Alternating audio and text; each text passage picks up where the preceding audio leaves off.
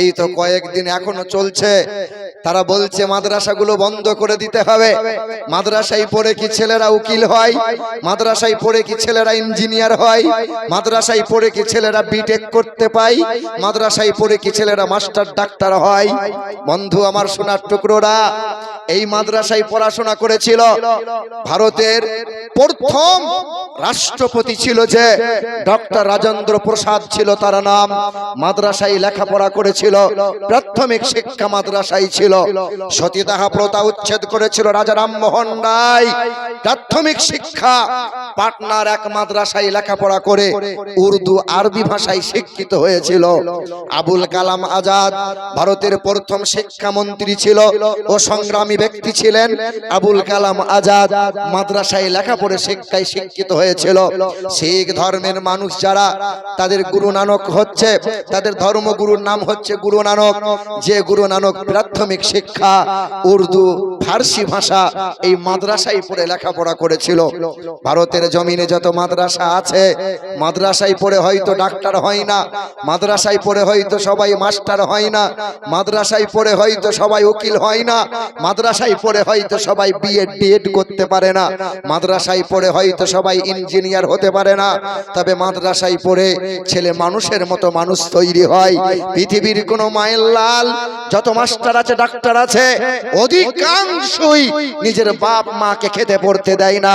পৃথিবীর শিক্ষায় বিদ্যাধারী শিক্ষার মানুষেরা দাবি করছে যারা যে আমরা মাস্টার, আমরা উচ্চ শিক্ষায় শিক্ষিত।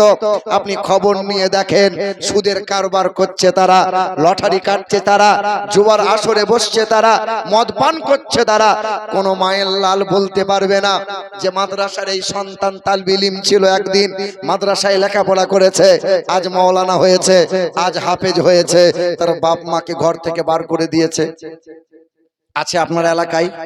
দেখাতে পারবেন আপনি যে একজন ওলামা, একজন হাফেজ, একজন আলিম সে বাজারে গিয়ে লটারি কাটছে?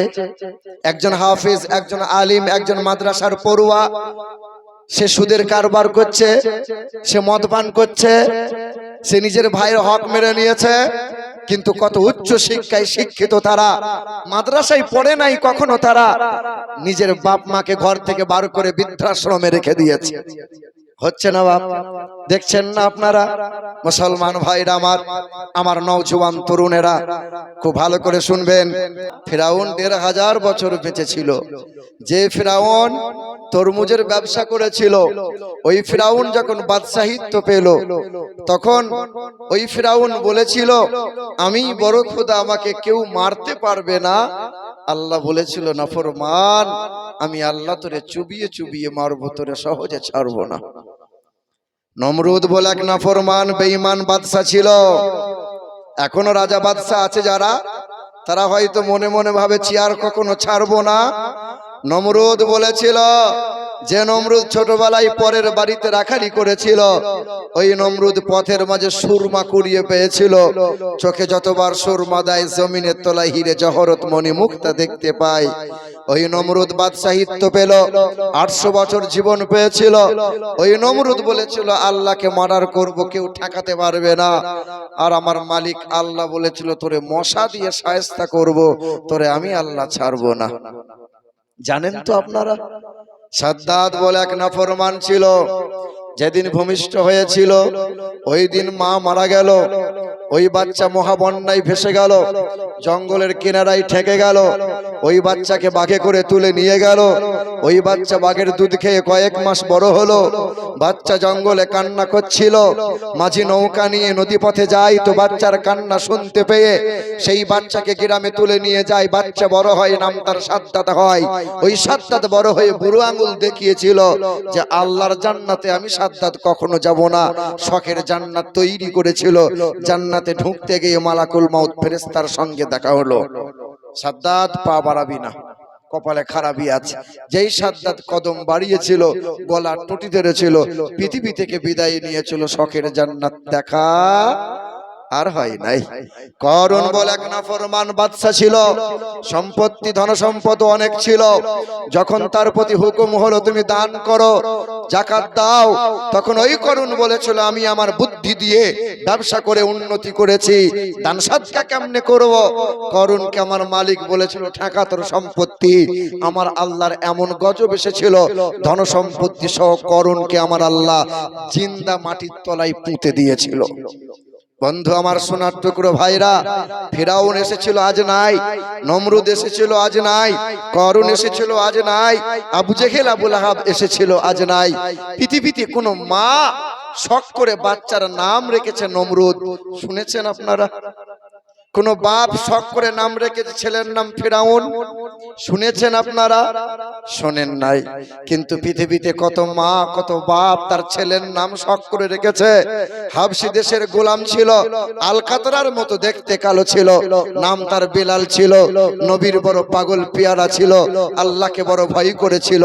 কত মা কত বাপ ওই হাবশি দেশের গোলাম আলকাতরার মতো দেখতে কালো নবীর পেয়ারা বিলালের নাম পৃথিবীর কোনায় কোনায় পাওয়া যায়।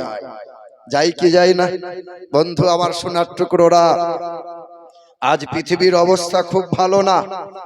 আপনারা দেখছেন চতুর্দিকে যা চলছে, কখনো মসজিদ নিয়ে, কখনো মাদ্রাসা নিয়ে, কখনো মসজিদের মাইক আজান নিয়ে, কখনো কুরবানি নিয়ে, কখনো টুপি নিয়ে, কখনো দাড়ি নিয়ে, কখনো আলেম উলামা নিয়ে, কখনো এই যে মাদ্রাসা পড়ুয়াদের নিয়ে একের পর এক হস্তক্ষেপ চলছে, আক্রমণ চলছে চতুর্দিকে। বন্ধু আমার সোনার টুকরোরা, পৃথিবীর জমিনে একমাত্র মুসলমান আমরা যারা সম্প্রীতি মানবতা আজও বজায় রেখেছে, আগামীতেও বজায় রাখবো ইনশাআল্লাহ।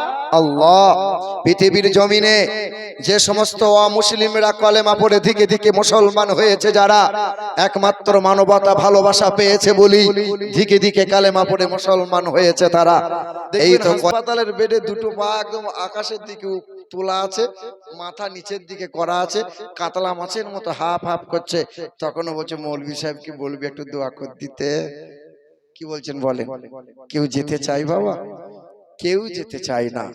যুবকরা বলে এখন আমরা মরব, বুড়োরা আগে মরবে। আর বুড়োরা চিন্তা করে 60 বছরে মরবো না, 100 বছরে সেঞ্চুরি করব তারপরে মরব। কারণ 80 বছরের বুড়ো তখনও নামাজ পড়ে না, তখনও দাড়ি রাখে না, তার মানে এ এখন বেটা মরবে না। কি বলেন? আচ্ছা বলেন বাপ, আগে মরবে কারা? বুড়োরা না যুবকরা? বলেন না আগে মরবে কারা? আম গাছে অনেক মুকুল এসছে বাপ, সব মুকুল আম আসে নাই।